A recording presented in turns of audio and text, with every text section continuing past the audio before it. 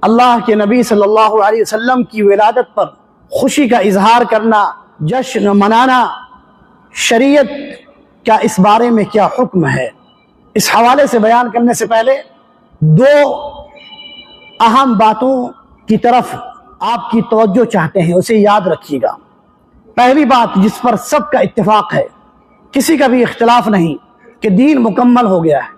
الیوم اکملت لکم دینکم واتممت علیکم نعمتی ورضیت لکم الاسلام دینا۔ اس آیت میں اللہ سبحانہ و تعالیٰ کہتے ہیں کہ آج میں نے تمہارے لیے تمہارے دین کو مکمل کر دیا۔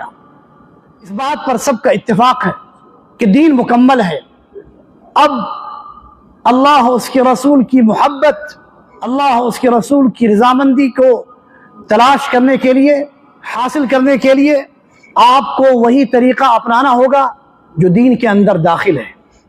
اور جب دین مکمل ہو چکا ہے تو اس کا مطلب یہ ہوا کہ کوئی بھی انسان، دنیا کا کوئی بھی فرد اپنی طرف سے کوئی ایسا طریقہ اختیار نہیں کر سکتا دین کے نام پر جس کی نیت یہ ہو اس کے ذریعے اللہ کی مرضی، اس کے رسول کی مرضی، اللہ اس کے رسول کی محبت حاصل ہو جائے۔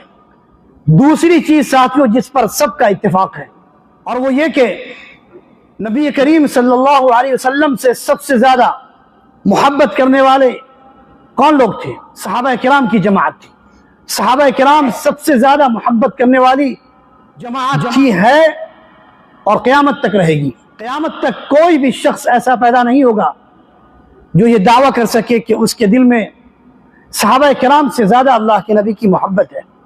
اس پر سب کا اتفاق ہے ساتھیوں۔ ان دونوں باتوں کو یاد رکھیے۔